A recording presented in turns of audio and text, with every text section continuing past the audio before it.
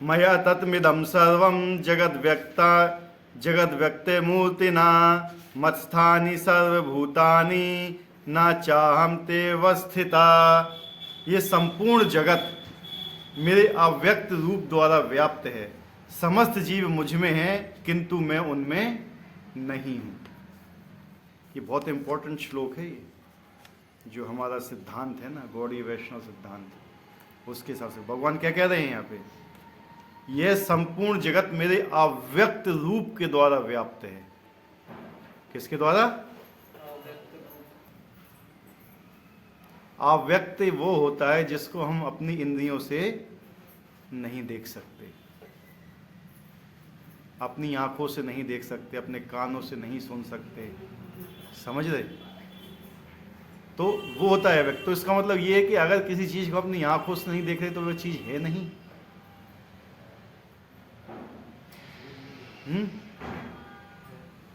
है या नहीं है? कोई भी चीज जो हम अपनी आंखों से नहीं देख पाते हैं तो क्या वो चीज उपस्थित होती है अथवा नहीं होती है?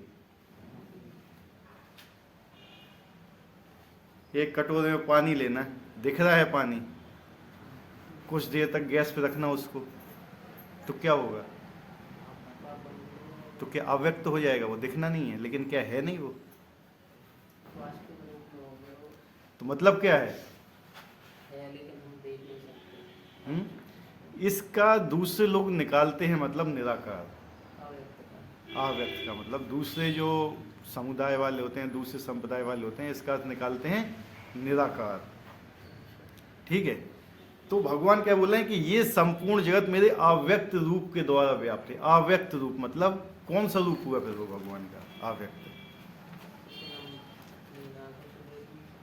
यानी किसे नहीं देख सकते? दो ही चीज हैं संसार में,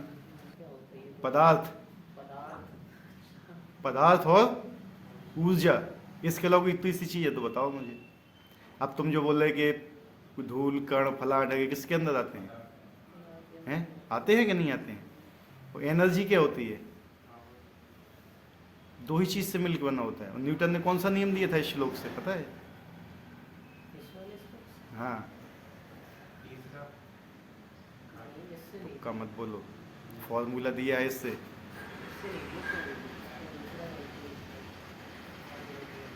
आपको मालूम है E is equal to mc square क्या होता है? E is equal to mc square.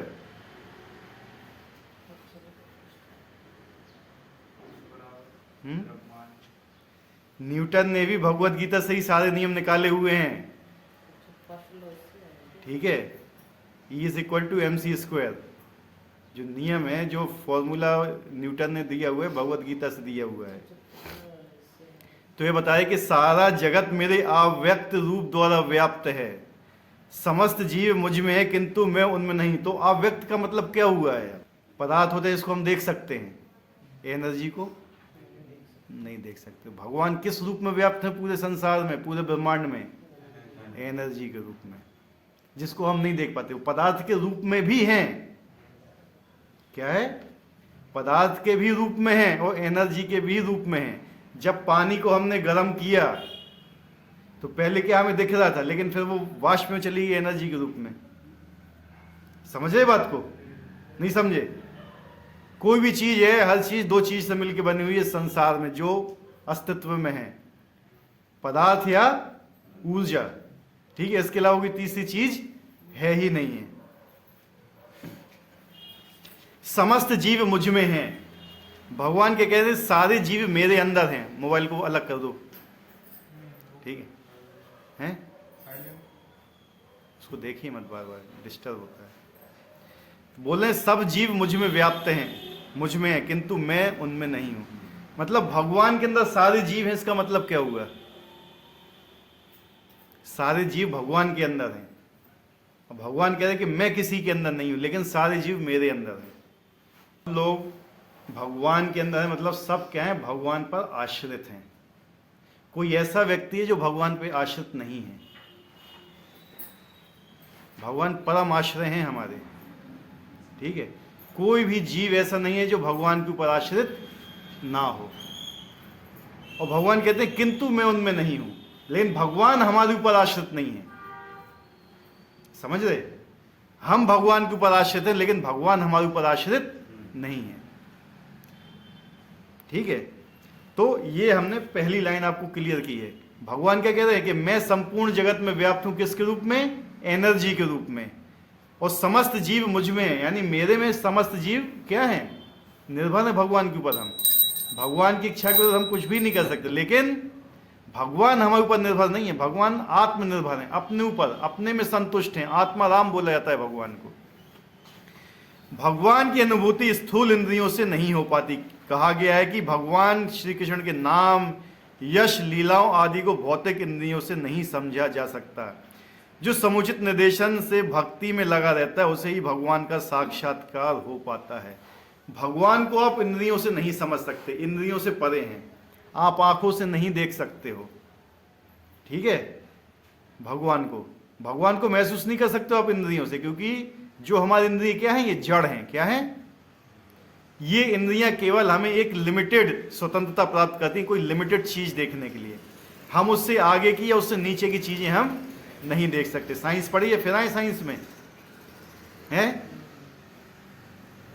हमारी विजिबल लाइट क्या होती है? विजिबल रेंज हमारी क्या होती है? हाँ,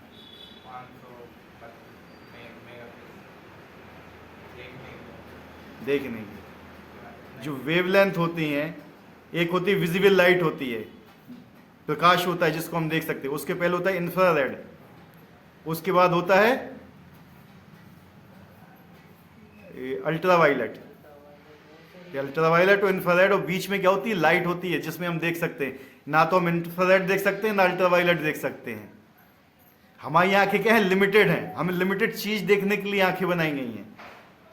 लिमिटेड हम सुन सकते हैं, 20 हर्ट्ज से 20 मेगा हर्ट्ज के बीच में हम सुन सकते हैं। ना तो 20 मेगा हर्ट्ज के ऊपर सुन सकते हैं, ना 20 हर्ट्ज से नीचे सुन सकते हैं। तो हमारे कान भी क्या है?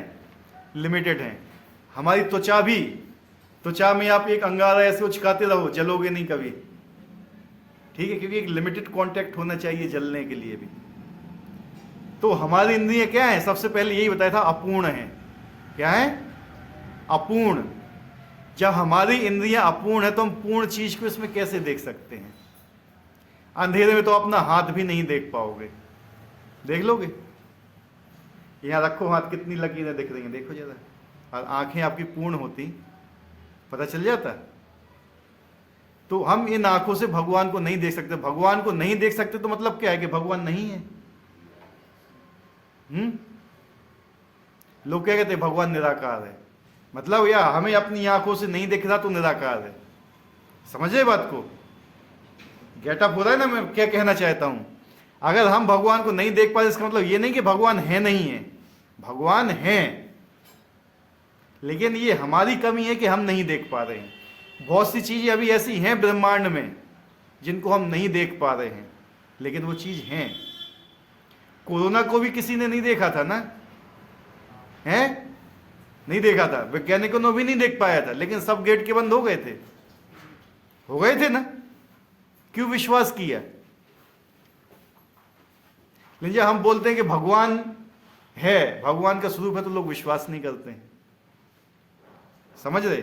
बहुत सी चीजें, छोटे छोटे कीटाणु में आपको नहीं दिख रहे हैं, क्योंकि आपकी आंखों के अंदर वो शक्ति नहीं है देखने के लिए। लेकिन अगर आप सूक्ष्मदर्शी लगाओगे ना, टेलीस्कोप, वो सॉरी माइक्रोस्कोप लगाओगे, तो आप देख सकते हो। देख लोगे कि नहीं देख लोगे? लेकिन भगवान को देखने के लिए एक सूक्ष्मदर्शी चाहिए। वो क्या है पता है?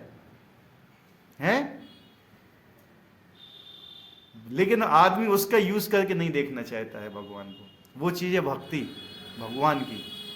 जब तक आप भक्ति नहीं करोगे, आप भगवान को महसूस नहीं कर पाओगे, भगवान को जान नहीं पाओगे।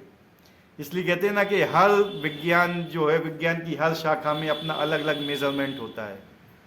होता है कि नहीं? लंबाई का मेजरमेंट किससे करते हैं हम? हैं? लंबाई का मेजरमेंट किससे करते हैं? लंबाई को किससे नापते हैं? मीटर, सेंटीमीटर से। क्या मीटर से हम उसको नाप सकते हैं? वॉल्यूम को, आयतन को? क्यों? अलग अलग है ना। लेकिन हम लोग क्या होते हैं ना, हम इन चीजों से भगवान को देखने का प्रयास करते हैं, तो वो भी अलग है ना।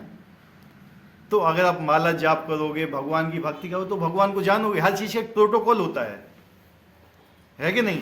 अब किसी चीज की अम्लता या क्षारीयता को देखने के लिए लिटमस पेपर की जरूरत पड़ती है कि नहीं पड़ती है? हम सोचे कि हम सेट स्क्वायर लगा के देख ले तो हो जाएगा, नहीं ना। हर चीज की एक अलग इकाई होती है नापने के लिए। इसलिए भगवान को पहचानने के लिए उनकी भी एक अलग इकाई होती है, जिसको हम नाम जाप के द्वारा कर सकते हैं।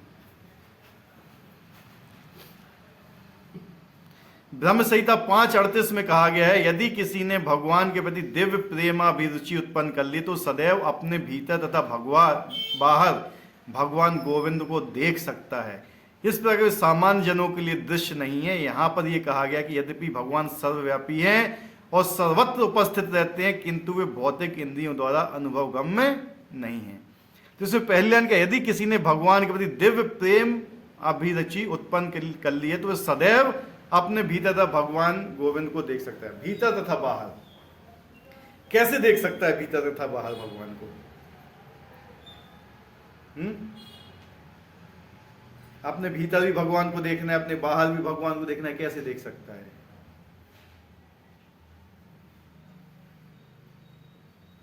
दिमाग लगाइए जरा।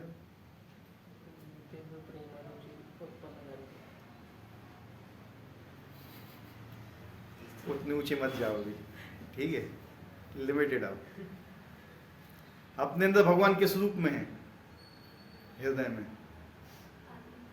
है, परमात्मा के रूप में। जो भी चल रहा है हमारे शरीर के अंदर, वो सब कौन चला रहा है? भगवान चला रहे हैं। उस रूप में देखते हो कि नहीं? अभी जो आपको ये चीज दिख रही है, सारी चीजें कैसे दिख रही हैं? कैसे दिख रही हैं? ये लगा हुआ एक मोबाइल है, ये अश्वनी प्रभु बैठे हुए हैं, ये सुनील प्रभु बैठे हुए, कैसे दिख रहे हैं ये आप लोगों को? क्योंकि प्रकाश है कि नहीं? वो प्रकाश कहां से आ रहा है? हर प्रकाश नहीं होता तो नहीं देख पाते ना। वो प्रकाश कहां से आ रहा है? हाँ, सूर्य में प्रकाश कहां से आ रहा है? सूर्य नारायण रहते हैं वहां पे। सूर्य नारायण के बाद प्रकाश कहां से आ रहा है? भगवान से आ रहा है। तो इस हिसाब से आप देखेंगे, अगर उसको कंटेम्पलेट करेंगे बहुत ही माइन्यूट तरीके से, सूक्ष्म तरीके से, तो हर चीज में आपको भगवान दिखेंगे। आप यहाँ पे बैठे हुए तो उसका कारण भी भगवान है, और आप यहाँ पे नहीं भी बैठे हुए तो उसका कारण भी भगवान ही है। कभी प्रत्यक्ष रूप से हैं तो कभी अप्रत्यक्ष रूप से। लेकिन अगर हम देखना चाहें तब हमारे अंदर भगवान स्वयं खाना पचाते हैं। एक पेड़ में नीचे से ऊपर की ओर पानी चढ़ता है, आपने देखा है कैसे चढ़ता है? चढ़ता है ना, लेकिन कौन चढ़ाता है उसको? फल पकता है, फूल खिलता है, कैसे खिलते हैं फूल, कैसे पकते हैं फूल, फल, कौन पका रहा है इसको? अपने आप पक रहे हैं। सूरज निकलता है, सूरज अस्त होता है, चंद्र निकलता है, चंद्र अस्त होता है, बारिश होती है, गर्मी आती है, सर्दी आती है, बरसात आती। क्यों आती है? ये कोई ना कोई तो उसको मैनेज कर रहा है ना। क्या उसको जानने का प्रयास किया कभी? यही चीज होती है मेन चीज, कि ये व्यक्ति जब ये जिज्ञासा होती है कि मतलब ये कौन कर रहा है, ऐसे तो ठीक है चल रहा है काम खत्म, वो व्यक्ति कभी आगे नहीं बढ़ सकता है लाइफ में। लेकिन जब व्यक्ति ये सोचेगा कि ये किस लिए हो रहा है, इसके पीछे क्या है रीजन और क्यों हो रहा है, ये दुनिया बनी है तो क्यों बनी हुई है, हम यहाँ आए हुए तो क्यों आए हुए हैं, हमारा यहाँ आने का उद्देश्य क्या है, इससे पहले हम कहाँ थे, इसके बाद हम कहाँ जाएंगे, कभी सोचता है कोई? हम मनुष्य योनि में है तो हम किस लिए आए हुए हैं? बहुत सी चीजें हैं। जब आदमी ये सोचना चालू करता है, इसको कहते हैं मनन करना, तब वो आगे बढ़ता है, तब वो जानता है कि मैं कौन हूं। सबसे पहला क्वेश्चन यही आता है मनुष्य के अंदर कि मैं कौन हूं। जब उसे ये पता चलता है कि मैं कौन हूं, तो फिर वो सोचता है कि मुझसे भी कोई श्रेष्ठ होगा, तो भगवान को खोजता है। फिर वो भगवान कौन है? इसलिए जो भी प्रथम सूत्र है, अथातो ब्रह्म जिज्ञासा, मतलब मनुष्य जीवन का उद्देश्य ये है कि हमें भगवान के बारे में पता होना चाहिए। और मनुष्य जन्म लेके भी अगर हम भगवान को नहीं खोजते हैं, भगवान के बारे में पता नहीं करते, तो हमारा मनुष्य जीवन व्यर्थ है। एक जानवरों की तरह, जानवर तो भगवान का खोज नहीं कर रहे हैं ना। भगवान ने सृष्टि क्यों बनाई हुई है? कभी आते हैं ख्याल मन में? हैं? नहीं आते हैं ना। तो ये आना चाहिए, इसको बोलते हैं जिज्ञासा। जब तक जिज्ञासा नहीं होगी ना, तब तक भगवान के बारे में रुचि उत्पन्न नहीं हो सकती है। तो भीतर और बाहर भगवान को कैसे जान सकते हो? भीतर और बाहर हैं, यानी आपको देखना पड़ेगा कि भगवान किस किस रूप में उपस्थित हैं, बाहर किस रूप में उपस्थित हैं, अंदर हमारे किस रूप में उपस्थित हैं। सब चीज आपको मतलब अनुभव होना चाहिए इसका। इस प्रकार से सामान्य जनों के लिए दृश्य नहीं है। यहां पर कहा गया है कि यद्यपि भगवान सर्वव्यापी हैं और सर्वत्र उपस्थित रहते, किंतु भौतिक इंद्रियों द्वारा अनुभवगम्य नहीं है। इसका संकेत अव्यक्त मूर्तिना शब्द द्वारा हुआ है। भले ही हम उन्हें ना देख सकें, किंतु वास्तविकता तो ये है कि उन्हीं पर सब कुछ आश्रित है। सब कुछ उन्हीं के ऊपर आश्रित है, भगवान के ऊपर। एक सैटेलाइट जो छोड़ा जाता है, सैटेलाइट जानते हो सब कोई? कौन जानता है बताओ, कौन कौन नहीं जानता है? सैटेलाइट किसे बोलते हैं? उपग्रह हिंदी में बोलते हैं। इसको छोड़ा जाता है। इंडिया में कौन छोड़ता है उसको? इसरो। जानते हो उपग्रह क्या होता है? एक उपग्रह छोड़ने के लिए कितना मैन पावर चाहिए, कितने लोग चाहिए, कितने ज़्यादा मॉनिटरिंग स्टेशन चाहिए पता है? उसको बार बार उसको कक्षा में स्थापित करना पड़ता है। लेकिन जो भगवान ने इतना बनाए हुए पूरा ब्रह्मांड, पृथ्वी भी घूम रही है, कौन कौन से हैं? बुध, शुक्र, पृथ्वी, मंगल, बृहस्पति, ये जितने घूम रहे हैं आजकल, इसको किसी को कंट्रोल करने की जरूरत पड़ी किसी को?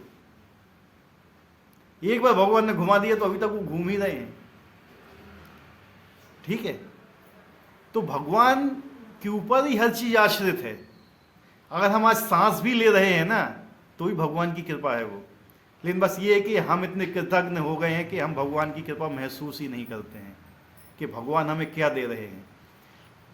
ठीक है, आज सुबह उठते समय कितने लोग भगवान को याद करते हैं कि भगवान ने आज मुझे एक दिन दिया हुआ कि आज मैं भगवान का नाम ले सकूं?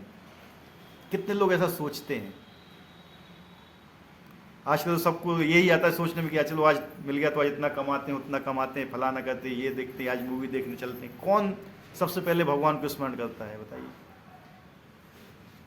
उठते समय किसका स्मरण करना चाहिए सबसे पहले? हैं? लेकिन करते कितने लोग हैं स्मरण? भगवान को कभी धन्यवाद दिया कि भगवान आपने मुझे एक दिन और दिया है अपने जीवन में, इस जीवन को मैं आपके चरणों में लगा सकूं? कितने लोग ऐसा सोच के उठते हैं सुबह से कि आज का दिन है, आज मैं भगवान के नाम पे कुछ करूंगा, आज उन्हें एक दिन और मुझे दिया है। कितने लोग रात को ये प्रार्थना करते हैं सोते समय, भगवान आज आपने मुझे ये दिन दिया है लेकिन आज मैं आपका नाम नहीं ले पाया हूं। सोते समय भगवान का नाम लो, तो भगवान से प्रार्थना को अगले दिन मुझे दीजिए तो मैं नाम ले। ठीक है यार, अगले दिन आएगा, भगवान थोड़ी दे रहे हैं, वो तो जिंदगी है, चलती रहती है?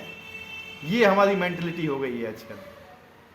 ठीक है, भगवान स्वयं भगवत गीता में बोलते हैं कि तुम्हारा जो भोजन है वो मैं ही पचाता हूँ। अंदर जो हमारे जितने प्रकार की वायु है पूरा कंट्रोल करता है, हमारे ब्लड सर्कुलेशन को, हमारे खाने को, डकार भी आती है वो भी वायु से आती है। ठीक है, शरीर की शुद्धि होती है वही वायु से होती है। कौन कंट्रोल कर रहा है इनको? आप कर रहे हो कंट्रोल? आपको तो मालूम ही नहीं कि आपके अंदर कितनी वायु है। कंट्रोल करने की तो बात ही बहुत दूर है। तो हम 100% भगवान के ऊपर आश्रित हैं, लेकिन हम मानते नहीं हैं। समझ रहे? इसको क्या बोलते हैं इस चीज को कि यार एक व्यक्ति हमें ऊपर बहुत एहसान कर रहा है और हम उसके एहसान को नहीं मानते हैं। क्या बोला जाता है उस व्यक्ति को? भगवान हमारे लिए सब कुछ कर रहे हैं। भगवान ने हमें इस दुनिया में भेजा, माता पिता दिए, भाई बहन दिए, गुरु दिए, पढ़ाई दी, सब कुछ दे रहे हैं वो। लेकिन हम अपनी तरफ से क्या कर रहे हैं? हमारा क्या रिस्पॉन्स है भगवान के लिए? ये हमें कंटेम्पलेट करना चाहिए, ये हमें सोचना चाहिए। कम से कम एटलीस्ट हमें कुछ समय तो ईश्वर को देना चाहिए अपनी लाइफ में। हर आदमी के पास समय है, ऐसा नहीं है कि किसी के पास समय नहीं है, हर आदमी के पास है। कोई भी व्यक्ति ऐसा है जिसके पास 24 घंटे से ज्यादा समय है? 24 घंटे का ही समय लेके मोदी राष्ट्रपति वो बना है प्रधानमंत्री, ठीक है, वही 24 घंटे आपके पास भी है। 24 घंटे में ही लोग शंकराचार्य बनते हैं, 24 घंटे में ही कोई महान वैष्णव बनते हैं, है कि नहीं? हमारे पास भी वही 24 घंटे। भगवान ने किसी को कोई भिन्नता नहीं दी है कि भाई इसको 25 घंटे दे दिए, इसको 23 घंटे दे दिए, इसको 22 घंटे दे दिया है। सबके पास 24 घंटे हैं, लेकिन आप उसका यूटिलाइज किस प्रकार से करते हो ये आपके ऊपर है। उसकी स्वतंत्रता भगवान ने आपको दी है। तो वही है कि हम कितना भगवान के प्रति सरेंडर हो रहे हैं, ये मेन चीज आती है यहाँ पे। तो हम 100% भगवान के ऊपर आश्रित हैं, और बिना भगवान के ऊपर आश्रित हुए हम कुछ कर भी नहीं सकते हैं, लेकिन फिर भी हम भगवान के ऊपर आश्रित नहीं होना चाहते हैं। मानते ही नहीं है कि हम भगवान के ऊपर आश्रित हैं। हम क्या मानते हैं कि किसके ऊपर हम आश्रित हैं? और हमेशा एक चीज याद रख लेना, हमेशा, या महसूस किया हो तो अभी वही चीज समझ आएगी, आप जिसके ऊपर जितना ज्यादा आश्रित होगे वही व्यक्ति आपको उतना ही बड़ा धोखा देगा, वही व्यक्ति उतना ही ज्यादा आपको दुख देगा। लेकिन 100% भगवान के ऊपर आश्रित रहोगे ना, तो भगवान भी 100% आपके ऊपर आश्रित हो जाएंगे। तो यही है, भगवान कह रहे हैं कि सब जीव मुझ में हैं, सारे जीव भगवान के ऊपर आश्रित हैं, ठीक है, लेकिन हम मानते नहीं हैं कि हम भगवान के ऊपर आश्रित हैं। जैसा कि 7वें अध्याय में बताया जाएगा, संपूर्ण दृश्य जगत उनकी दो विभिन्न शक्तियां, परात या आध्यात्मिक शक्ति और परा तथा भौतिक शक्ति का संयोग मात्र। जिस प्रकार सूर्य प्रकाश संपूर्ण ब्रह्मांड में फैला रहता है, उसी प्रकार भगवान की शक्ति संपूर्ण सृष्टि में फैली है और सारी वस्तुएं उसी शक्ति पर टिकी हुई हैं। क्या बता रहे हैं भगवान? कि एक है व्यक्त रूप में भगवान के ऊपर आश्रित होने, एक अव्यक्त रूप में, परोक्ष रूप में। अभी हम यहाँ भगवान को नहीं देख पाए, लेकिन भगवान की शक्तियां यहां पर भी काम कर रही हैं और हम उनके ऊपर आश्रित हैं। प्रकाश क्या है? ये भगवान की शक्ति है ना, आश्रित हो के नहीं उसके ऊपर। आज सूरज ना निकले एक दिन तो है, हवा भगवान की शक्ति है, जल आश्रित है हम इसके ऊपर, लेकिन हम नहीं मानते हैं कि हम आश्रित हैं। क्योंकि क्या है ना, अगर कोई चीज किसी व्यक्ति को आसानी से मिलती है ना, बिना प्रयास के, तो उसकी वैल्यू नहीं समझता है। भगवान ने प्रेम के वशीभूत होकर हमें सारी चीजें दी हैं, ठीक है। आजकल जो नए नए लड़के आते हैं ना, तो उनसे पूछो कि दूध कहाँ से मिलता है, तो कहते हैं कि डेयरी से आता है दूध। उनको इतना भी नहीं मालूम रहता है कि गाय हमें दूध देती है। ये भी भगवान की ही प्लानिंग है। वैज्ञानिक के ऊपर हम इतना भरोसा करते हैं कि वैज्ञानिक कोई ऐसी मशीन बनाई है आज तक कि जो मशीन में चारा डालो दूसरी तरफ से दूध निकलेगा? बनाई है, लेकिन हम विज्ञान पे बहुत भरोसा करते हैं। या कभी कोई ऐसी चीज बनाई कि ठीक है, एक मोटरसाइकिल रख दी, दूसरी मोटरसाइकिल, तीसरी मोटरसाइकिल अपने आप उत्पन्न हो गई है। एक टीवी रखा, लैपटॉप, तो मोबाइल का जन्म अपने आप हो गया है। लेकिन भगवान की बनाई हुई चीज क्या है? अपने आप कंट्रोल हो रही है सब चीजें। एक स्त्री पुरुष मिलते हैं, एक नया जीव आ जाता है। क्या बनाया वैज्ञानिक ने? लेकिन हमारा वैज्ञानिक पे ज्यादा विश्वास है। एक मच्छर की टांग टूट जाए ना, तो कोई डॉक्टर उसका प्लास्टर नहीं कर सकता है, और भगवान ने इतना छोटा हेलीकॉप्टर बना के छोड़ दिया। वो कोई साइंटिस्ट बना पाए इतना छोटा हेलीकॉप्टर अभी तक? क्या साइंस में अभी तक पृथ्वी की कोई भगवान की बनाई बिना कोई चीज इस्तेमाल किए हुए कोई चीज बनाई है? हर चीज तो भगवान की इस्तेमाल की है। पृथ्वी, अग्नि, जल, वायु, आकाश, जितना भी सब तो भगवान की बनाए, उसी से बना के सब कुछ चलता है। वो कहता है मैंने बनाया है। घर किसने बनाया है? मैंने बनाया है, मेरा है। लेकिन क्या मिट्टी किसने बनाई हुई है? वो भूल जाता है। उसमें जल लगा है, वो भूल जाता है किसने। उसमें इतने लोगों की शक्ति लगी, शक्ति देने वाला कौन है वो भी भूल जाता है। वो क्या कहता है? मैं भगवान पे नहीं, ये मेरा है, क्योंकि मेरा घर है, मेरा जमीन है। ये जमीन किसकी थी? कौन निकाल के लेके आया था नीचे से पूरी पृथ्वी को? वरादेव निकाल के आए थे। वो कहता है जमीन मेरी है। ये क्या है? ये द्वेष की भावना है भगवान के प्रति। तो भगवान क्या कहते हैं कि मेरी शक्ति पे सब कुछ टिका हुआ है, लेकिन आप लोग क्या है उसको महसूस नहीं कर रहे हो। यानी कोई भी चीज जो हो रही है, जो भी चीज घटित हो रही है, कम से कम इतना महसूस करना चाहिए कि इसके पीछे कौन है, भगवान है। ये माला देख रहे हो, किस चीज की माला है? तुलसी की है। कौन बोल रहे हैं तुलसी की माला है? कितने लोग बोलते हैं? हाथ खड़ा करो। हैं? ये माला तुलसी की नहीं है तो हाथ क्यों खड़ा नहीं कर रहे? कौन बोला है तुलसी की माला है? ये बताओ, कितने लोग हैं? हाथ खड़ा करो। हैं? इसके अंदर धागा दिख रहा है किसी को? और धागा नहीं होगा तो हैं? बस हमें वही धागा ही नहीं दिखता है। तुलसी की माला है, लेकिन पिरोही किसमें है? धागे में। पूरा संसार है पिरोए हुए किसमें? भगवान में। वो चीज हमें देखना है, और वो चीज आपको देखने में आ गई ना, तब आप भगवान की कृपा समझेंगे। फिर भी किसी को इस निष्कर्ष पर नहीं पहुंचना चाहिए कि सर्वत्र फैले रहने के कारण भगवान ने अपनी व्यक्तिगत सत्ता खो दी है। ऐसे तर्क का निराकरण करने के लिए भगवान कहते हैं, मैं सर्वत्र हूं, प्रत्येक वस्तु मुझ में है, तो भी मैं पृथक हूं। उदाहरण, राजा किसी सरकार का अध्यक्ष होता है और सरकार उसकी शक्ति का प्राकट्य होती है। विभिन्न सरकारी विभाग राजा की शक्ति के अतिरिक्त और कुछ नहीं है होते, और प्रत्येक विभाग राजा की क्षमता पर निर्भर करता है। ये मेन इंपॉर्टेंट पॉइंट है। भगवान अपनी शक्ति के रूप में उपस्थित हैं। यूपी में कौन है मुख्यमंत्री? योगी आदित्यनाथ है कि नहीं? नियम किसके चलते हैं यूपी में? उसी के चलते हैं ना। कहीं पे भी आप जाओगे, किसी भी स्टेशन में, किसी पुलिस स्टेशन में, किसी भी संस्था में, तो वहां उसका महसूस होगा कि हाँ ये किसकी है। क्या योगी आदित्यनाथ वहां पे उपस्थित है? नहीं, लेकिन उसकी शक्ति वहां उपस्थित है। समझ रहे बात को? नरेंद्र मोदी सेंटर में बैठे रहते हैं, केंद्र में, लेकिन बीजेपी जो उनकी शक्ति है, निराकार है वो, लेकिन सर्वत्र पूरे इंडिया में व्याप्त हो। कहीं पर भी जाएगा, कौन सी सत्ता है, कौन सी पार्टी है, लेकिन नरेंद्र मोदी कहां बैठा हुआ है? बैठे है ना। इसी प्रकार भगवान बैठे हैं गोलोक में, और अपनी शक्ति से पूरे संसार को चला। उनकी शक्ति हर जगह व्याप्त है। कोई भी आदमी उनके विरुद्ध काम नहीं कर सकता। उनके विरुद्ध काम करेगा तो पनिशमेंट है। और पनिशमेंट कौन देता है? अगर आप यहां जाओ हॉस्पिटल में, आपका इलाज नहीं हो रहा है, तो आप किसको कंप्लेन करोगे? सीधा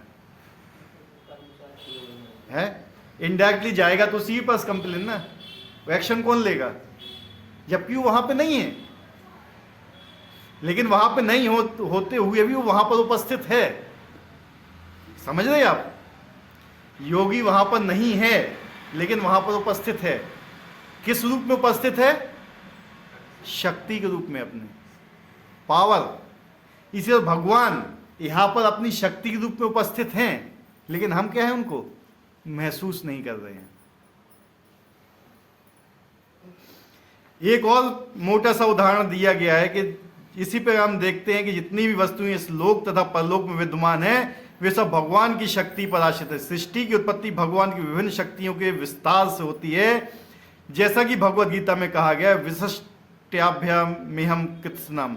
वे अपने साकार रूप के कारण अपनी विभिन्न शक्तियों के विस्तार से सर्वत्र विद्यमान हैं। हर जगह भगवान विद्यमान है, साकार के रूप में भी हैं। अगर आप भक्ति से भगवान का भजन करोगे, भगवान की पूजा करोगे, भगवान से प्रेम करोगे, तो आपके सामने भी उपस्थित हो जाएंगे वो। लेकिन क्या है, अभी हमारे अंदर वो पोटेंसी नहीं है, हमारे अंदर वो शक्ति नहीं कि हम उस हिसाब से भगवान की भक्ति करें। क्यों? क्योंकि अभी हम अपने आप को भगवान पे आश्रित ही महसूस नहीं करते हैं। हम क्या सोचते हैं कि हमारे परिवार वाले हैं, हमारे माता पिता भाई बहन, ये हमारी रक्षा कर लेंगे, इनके ऊपर हम आश्रित हैं। समझ रहे? हम पैसे ऊपर आश्रित हैं कि पैसा हमारी रक्षा कर लेगा, जबकि ये सब चीज हमें छोड़ देते हैं। ये कोई भी भौतिक संसार की कोई भी चीज हमारी रक्षा नहीं कर सकती है। और सबसे बड़ी रक्षा क्या होती है? मृत्यु से रक्षा। सबको मृत्यु से भय होता है। और मृत्यु से रक्षा कर कौन सकता है ये बताइए? ना तो कोई डॉक्टर कर सकता है, करेगा भगवान केवल, उसके अलावा कोई भी रक्षा नहीं कर सकता। लोग क्या है, बहुत पैसा जमा कर लेता है कि इस पैसे से मेरी रक्षा हो जाएगी। ठीक है, दवाई भी तब असर करेगी तब भगवान चाहेंगे,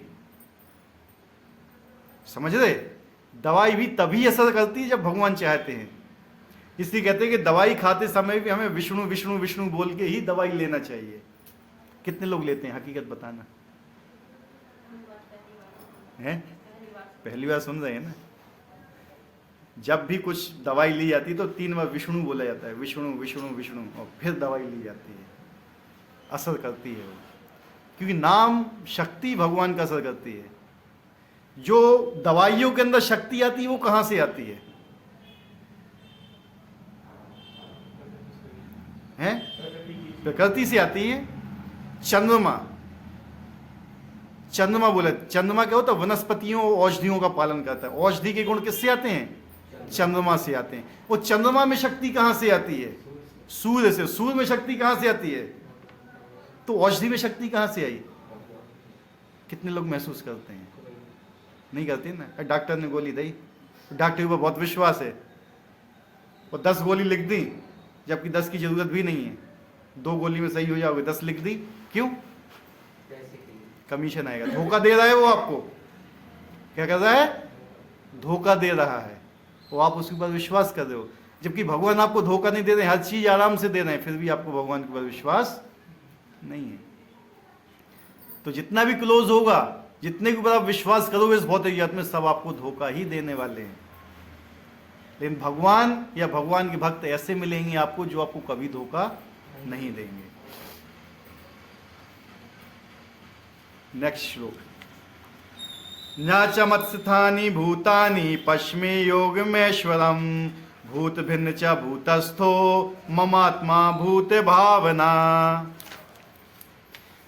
तथापि मेरे द्वारा उत्पन्न सारी वस्तुएं मुझ में स्थित नहीं रहती। जरा मेरे योग ऐश्वर्य को देखो।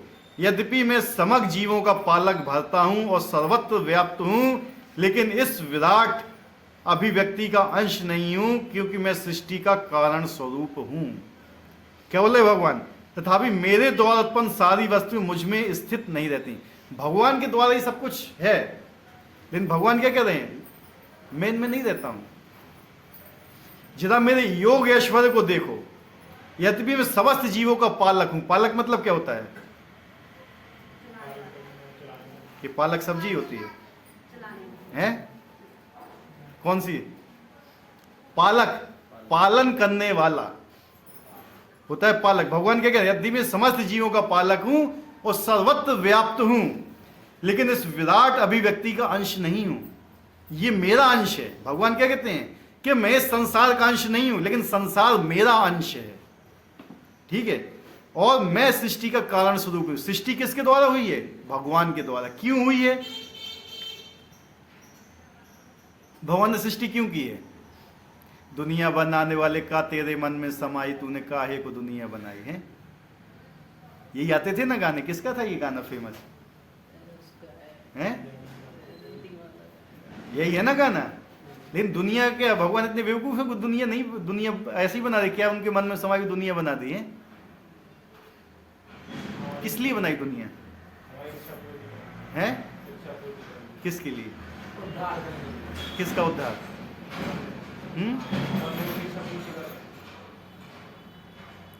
सब जीवों की इच्छा पूर्ति करने के लिए, उद्धार करने के लिए। और कोई है? बात वही होगी, इच्छा पूर्ति। भोग मतलब क्या होता है? इच्छा पूर्ति। भगवान क्या हमसे बहुत प्रेम करते हैं। हमारी इच्छा हुई भगवान की सेवा नहीं करने की है, भगवान की सेवा नहीं करना, हमें कुछ और करना है। हमें भगवान बनना है, हमें भी भगवान की तरह रहना है। तो भगवान कह रहे जब यहाँ पे मैं रह रहा हूँ, यहाँ पे तुम भगवान की तरह रह सकते नहीं हो, क्योंकि जंगल में एक ही राजा होता है, या मैं या तुम। तुम्हारे लिए मैं दूसरी बना देता हूँ, तुम वहाँ राजा बनने की कोशिश करो। भगवान ने बना दिया। यहाँ सब कोई राजा बनना चाह रहा है। बनना चाह रहा है कि नहीं बनना चाह रहा है राजा? वो बन कह रहा है।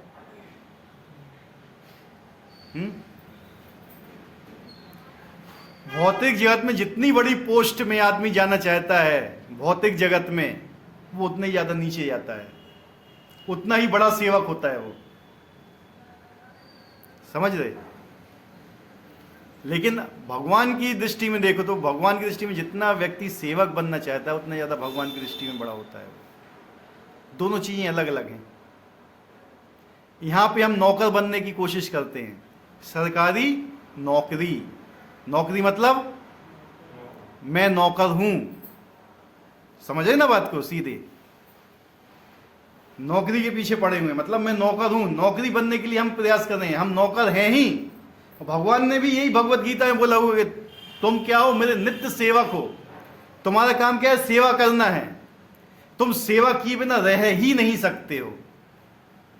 तो अब तुम्हारे ऊपर है कि तुम भौतिक जगत की सेवा करो या मेरी सेवा करो। और भगवान की सेवा करेंगे हम तो हर चीजों से, हर कष्टों से मुक्त रह के वहीं पे रहेंगे। और भगवान की सेवा नहीं करनी चाहे तो पूरी दुनिया की सेवा कर लेना, अब कहीं आपको खुशी नहीं मिलेगी।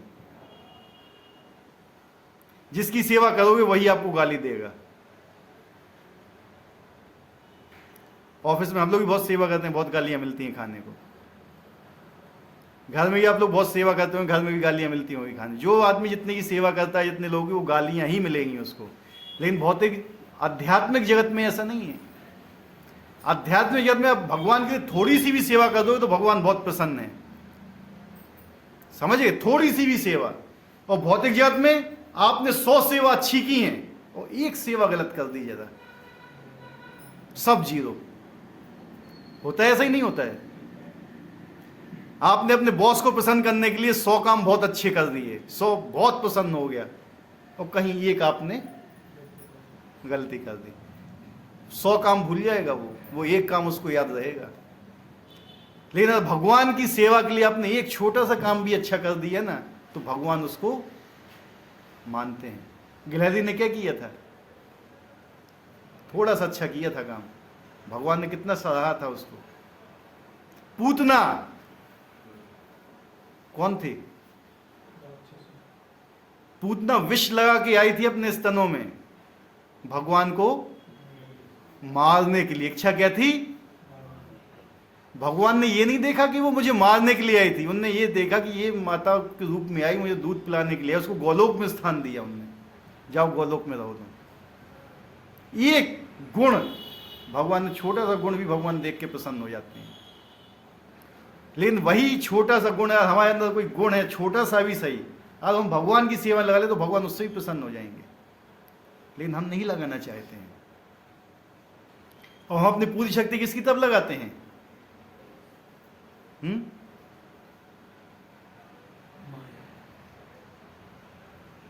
यही एक फर्क है बस।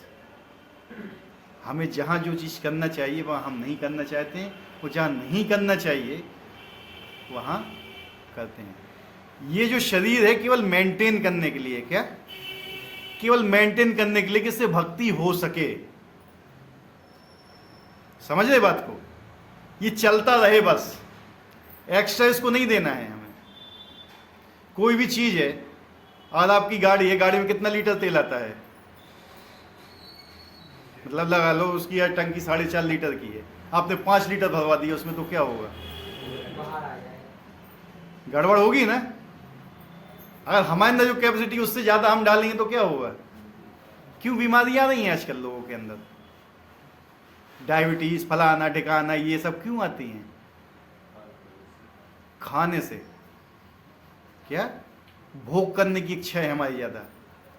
भूखो आदमी बहुत कम मरता है। किसी हाथी को भूखा मरते देखा कभी? सबसे ज्यादा खाता है हाथी, को भूखो नहीं मरता है कभी। लेकिन हमें भगवान के ऊपर विश्वास नहीं है।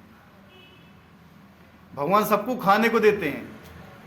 अजगर करे ना चाकरी, पंछी करे ना काम, संत मलुका कह गए सबके दाता राम। याद तो सबको है लेकिन मानता कोई नहीं है। यही चीज है। आज ये चीज मन में बैठा ली हमने। कौन सा पक्षी काम करने जाता है? अजगर वहीं पड़ा रहेगा, वहीं उसके पास खाना आएगा। अजगर वहीं बैठा रहेगा। अजगर जाता नहीं कभी शिकार करने के लिए, मालूम है? अजगर के बाद खुद आता है शिकार, भगवान खुद भेजते हैं उसके पास। लेकिन हम क्या समझते हैं, यार हम काम नहीं करेंगे तो भूखों मर जाएंगे। भूखों कोई नहीं मरता है, समझ रहे? कितने लोग भूखे मरते हैं बताइए? कोई नहीं मरता है, सबको भगवान पालने वाला है। लेकिन हमारे अंदर एक मिसकंसेप्शन है कि मैं पाल रहा हूँ, मैं अपने बच्चों को पाल रहा हूँ, मैं अपनी पत्नी को पाल रहा हूँ, मैं इसको पाल रहा हूँ, मैं उसको पाल रहा हूँ। ये क्या है? मिसकंसेप्शन, इससे ज़्यादा कुछ भी नहीं है। ठीक है, यही हमारा एक गलत है कि हम अपने आप को कर्ता समझ बैठते हैं कि मैं कर रहा हूँ। तो भगवान का कथन है कि सब कुछ उन्हीं पर आश्रित है, मत्स्थानी सर्वभूतानी। इसका अन्य अर्थ नहीं लगाना चाहिए। भगवान इस भौतिक जगत के पालन तथा निर्वाह के लिए प्रत्यक्ष रूप से उत्तरदायी नहीं है, प्रत्यक्ष नहीं है, साक्षात नहीं आते हैं पालन करने के लिए। कभी कभी हम एटलस, एक रोमन देवता को अपने कंधों पर गोला उठाए देखते हैं। वो अत्यंत थका लगता है और इस विशाल पृथ्वी लोक को धारण किए रहता है। हमें किसी ऐसे चित्र को मन में नहीं लगाना चाहिए जैसे कृष्ण सृजित ब्रह्मांड को धारण किए हुए हैं।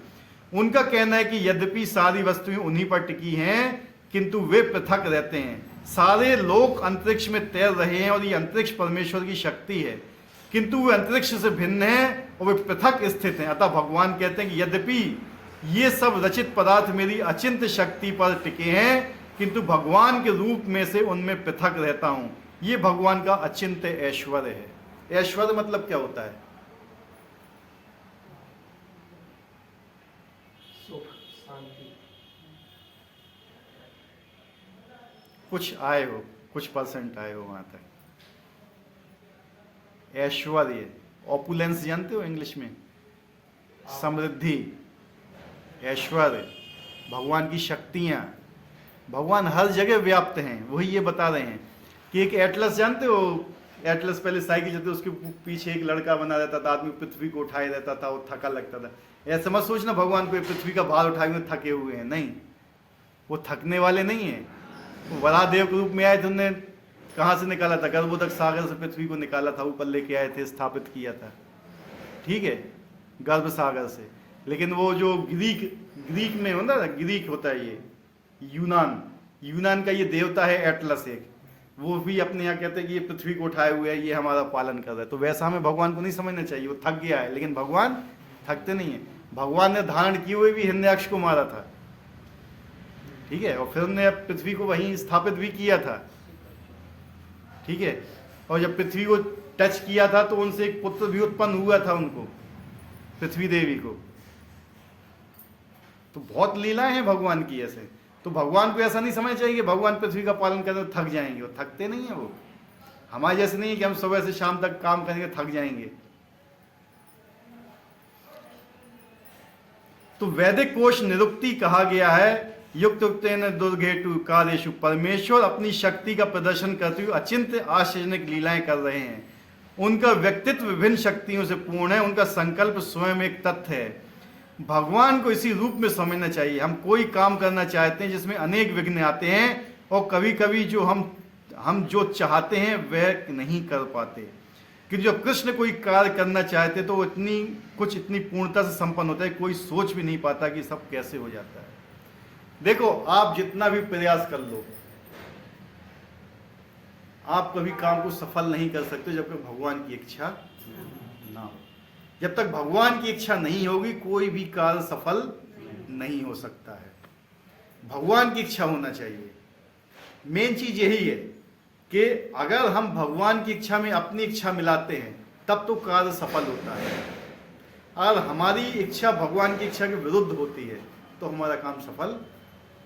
भगवान कहते हैं ऐसे करो, हम कहते हैं हमें ऐसे नहीं करना है, काम कभी सफल नहीं होगा। सफल तभी होगा जब भगवान की इच्छा से चलोगे।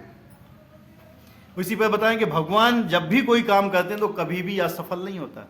उनके कोई कार्य ऐसे नहीं होते जिसमें आपको असफलता लगे। वो अपने में पूर्ण होते हैं क्योंकि वो एक विशेष बुद्धि के द्वारा किए जाते हैं। भगवान इसी तथ्य को समझाते हैं, यद्यपि समस्त सृष्टि के पालक का धारण करता है किंतु वे सृष्टि को स्पर्श नहीं करते। भगवान को सृष्टि से कुछ ज्यादा मतलब नहीं है, इसलिए भगवान किस रूप में आते हैं सृष्टि में? परमात्मा के रूप में। भगवान तो अपने गोलोक में अपनी लीलाएं कर रहे हैं, वहां पे उनके सखा हैं, गोपियां हैं, राधा रानी, सब कुछ है। भगवान वहां प्रसन्न है, उनको यहाँ आने की कोई जरूरत नहीं है, ठीक है। लेकिन कभी कभी जब उनके भक्त यहाँ होते हैं तो उनकी प्रसन्नता के लिए यहाँ आते हैं, वो उनके साथ लीलाएं करने के लिए, बस उनको इस जगत से ज़्यादा कुछ मतलब नहीं है, क्योंकि उनकी शक्तियाँ इस जगत को कार्य संभाल रही हैं पूरा अप्रत्यक्ष रूप से। केवल उनकी परम इच्छा से प्रत्येक वस्तु का सृजन, धारण, पालन और संग्रह होता है। केवल भगवान इच्छा के लिए करेंगे ना, सारा काम हो जाए इच्छा का अकेला करने मात्र से ही। उनके मन और स्वयं उनमें कोई भेद नहीं है, जैसा कि हमारे मन और हम में भेद होता है, क्योंकि वे परमात्मा है। हम में और हमारे मन में बहुत भेद है। क्या भेद है? हम में और हमारे मन में क्या भेद है? लिखा है ना, हम में और हमारे मन में भेद है, भगवान और भगवान के मन में कोई भेद नहीं है। मतलब क्या हुआ इसका?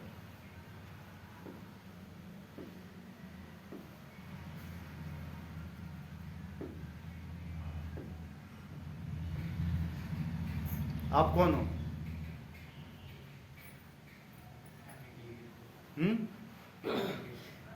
कौन हो आप लोग?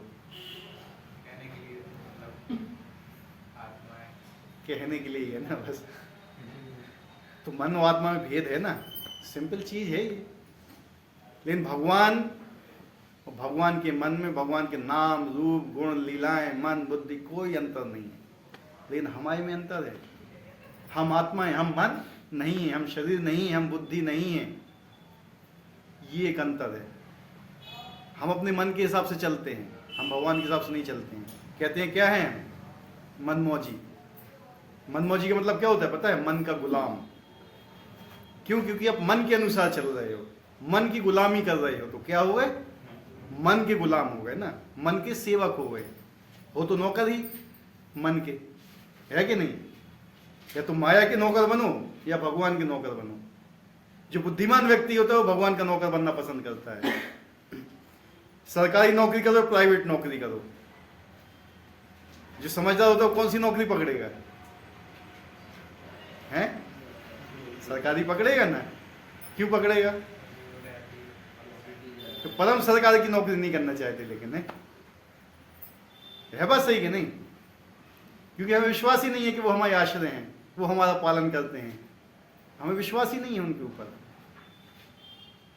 हम इन लोगों पर विश्वास है जो हमें दिखते हैं, क्योंकि हमें दिख रहे हैं, ये हमारी रक्षा करेंगे। ठीक है।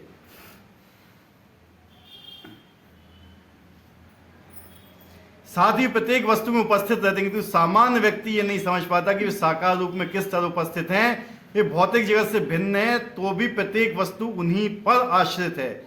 यहाँ पर इसे ही योगम ऐश्वरम अर्थात भगवान की योग शक्ति कहा गया है। पूरा ब्रह्मांड कहाँ स्थित है पता है आप लोगों को? किसके ऊपर स्थित है पूरा ब्रह्मांड?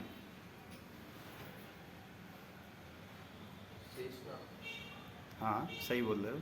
शेष बोलते हैं कि पूरा ब्रह्मांड शेषनाग के ऊपर एक सरसों का दाना के समान है।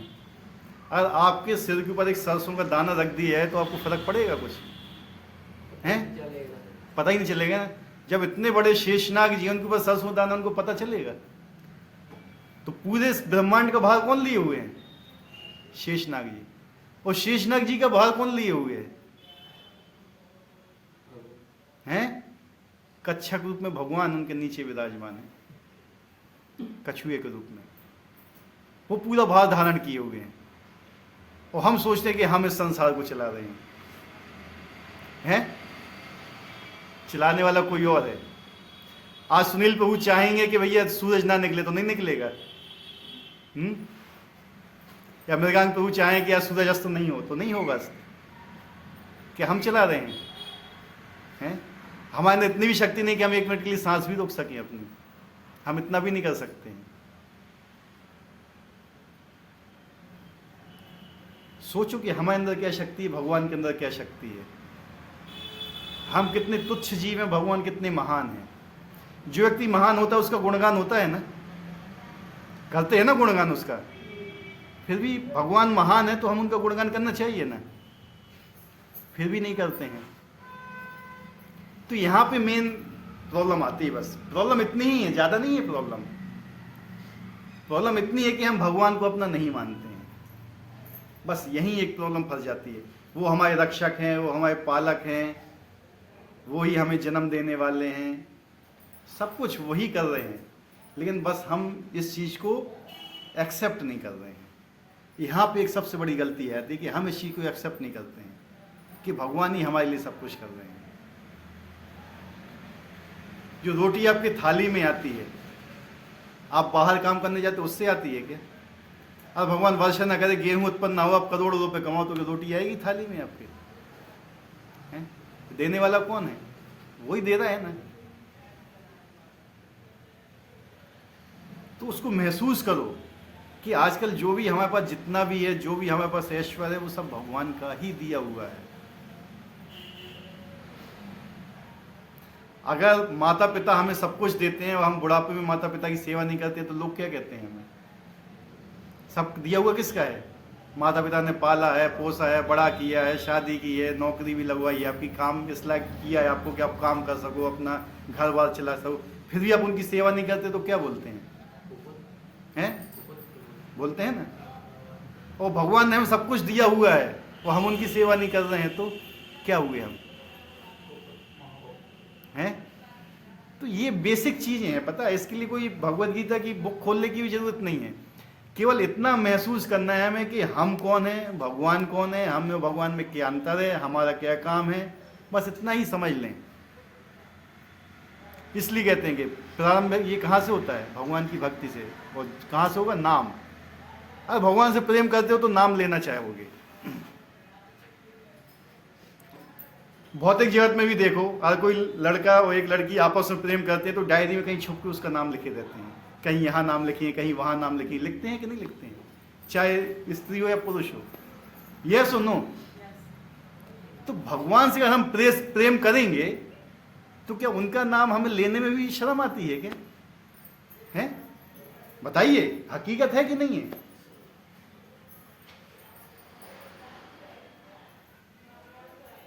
जिससे हम प्रेम करते हैं उसको अपना सबसे अच्छा चीज देना चाहेंगे, और भगवान के मंदिर में तो सड़ो केला ले आते है कि नहीं? का प्रेम है? बाजार में जब भैया वो पूजे वालों को घी दे दो, वो 150 रुपये किलो ऐश आप वो घी को दे दो, ठीक है? ठीक है यार, भगवान से प्रेम करते हो ना, तो कम से कम उनको सबसे अच्छा दोगे आप। अपने बच्चों को प्रेम करते हो, पत्नी को प्रेम करते हो, पति को सबसे अच्छा चीज बाहर से खरीद के लेके आओगे आप, जो आपकी क्षमता होगी उस हिसाब से, है कि नहीं? ऐसा तो नहीं खरीद के लेके आओगे घटिया। तो इसी हिसाब से अगर प्रेम नहीं करते तो व्यापार हो जाता है। वो एक पत्नी पति को प्रेम करती है, पति पत्नी को प्रेम करता है। पत्नी कभी ये नहीं बोलती तो मुझे साड़ी ला के दोगे तब मैं रोटी बनाऊंगी। कोई बोलता है ऐसा? नहीं बोलता है। लेकिन हम भगवान से बोलते हैं, जब हमारी नौकरी लग जाएगी तो हम तुम्हें पगु और पेड़े चढ़ाए हैं। तो ये क्या हो गया? व्यापार है ये। हम भगवान को यूज कर रहे हैं। भगवान को क्या कर रहे हैं? यूज कर रहे हैं, इस्तेमाल कर रहे हैं हम उनको अपने भोग के लिए, कि हमारी नौकरी लग जाए तो हम तुम्हें पगु और पेड़ा चढ़ाएं, जो चढ़ाएं, हमारा मोड़ा हो जाए तो हम एक चद्दा चढ़ाएं, हम जो कराएं, वो कराएं, फलानो कराएं, ढिकानो कराएं, और जहां से हो के बाद सब खत्म, फिर कोई मतलब नहीं है भगवान से। जैसे दुकानदार के पास गए, दुकानदार से क्या भैया हमें पगु और चीनी दे दो, ले लीजिए पैसा, उसका कोई व्यवहार रहता है दुकानदार से? खत्म व्यवहार। इस वजह भगवान ने आपको दे दी, आपने उनको दे दी, खत्म। उसका कोई मतलब नहीं भगवान से। पास हो गए, पगु और पेड़े चढ़ा दी, उसके बाद कौन जाता है बताओ? हैं? जाता है कोई? मतलब भगवान को हम यूज कर रहे हैं अपने लिए, दैट्स ऑल। इससे ज्यादा कुछ नहीं है। लेकिन जो हमें शोषण कर रहे हैं, जो केवल स्वार्थ है, इस दुनिया में कहीं प्रेम नाम की चीज नहीं है। स्वार्थ है, केवल स्वार्थ। और स्वार्थ पे ये दुनिया टिकी हुई है केवल। और एक दूसरे स्वार्थ नहीं होगा तो दुनिया चलेगी भी नहीं। माता पिता बच्चे क्यों पैदा करते हैं? स्वार्थ है उनका, बुढ़ापे में सेवा करेंगे, ठीक है? ये स्वार्थ है उनका। इसलिए पैदा नहीं करते कि भगवान की सेवा करेंगे बुढ़ापे, हमें इनकी सेवा की जरूरत नहीं है। और ये ऐसा करते तो उनका भगवान के प्रति प्रेम है। फिर समझ रहे? स्वार्थ है यहाँ पे। और स्त्री पति की इच्छा पूरी न करे और पति स्त्री की इच्छा पूरी न करे तो भी उनका अलग हो जाता है। क्यों इतने डाइवोर्स हो रहे हैं आजकल? सबसे सुंदर स्त्री क्या थी इंडिया की? ऐश्वर्या राय, जानते हो? कौन कौन जानता है ऐश्वर्या राय को? क्यों उसका डाइवोर्स हो रहा है बताइए? हैं? डाइवोर्स हो रहा है उसका अभिषेक बच्चन से, क्यों? स्वार्थ है ना, हर जगह स्वार्थ है। कहीं पे भी ऐसी जगह नहीं जो स्वार्थ ना है। जहां पे स्वार्थ में जरा सी गड़बड़ आई, पहुंच गए कानून के बाहर भैया। हैं? स्वार्थ, ये दुनिया ही स्वार्थ पे टिकी हुई है। आप किसी के लिए 100 अच्छे काम कर दो, ये खराब कर देना, बस अपने आप स्वार्थ निकल आएगा। हर बार भैया बहन को पैसा दे रक्षाबंधन में 100 200 रुपए, एक बार ना दे, बस एक बार ना दे, समझ लेना है। आता है सामने, नहीं आता है। प्रेम कहाँ है? होता है सही कि नहीं होता है बताइए? तो ये हकीकत है, पता है? ये हकीकत को समझना चाहिए हमें, ठीक है? ये हकीकत है।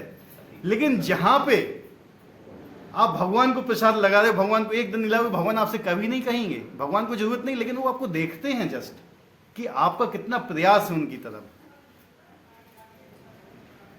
स्वार्थ है, इसलिए अभी आगे बताया जाएगा कि इसलिए भय होता है।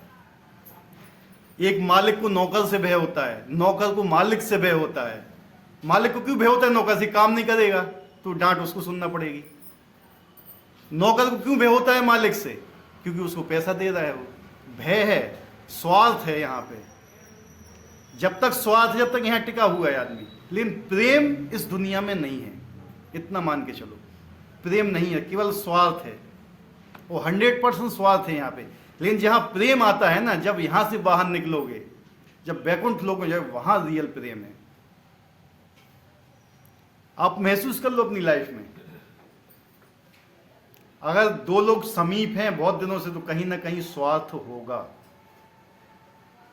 और स्वार्थ नहीं है, प्रेम तो हो ही नहीं सकता है। वो तो भगवत गीता ही बता रही है कि यहां मृत्यु लोक में प्रेम नाम की चीज है ही नहीं। बहुत से ऐसे उदाहरण हैं, बहुत हैं।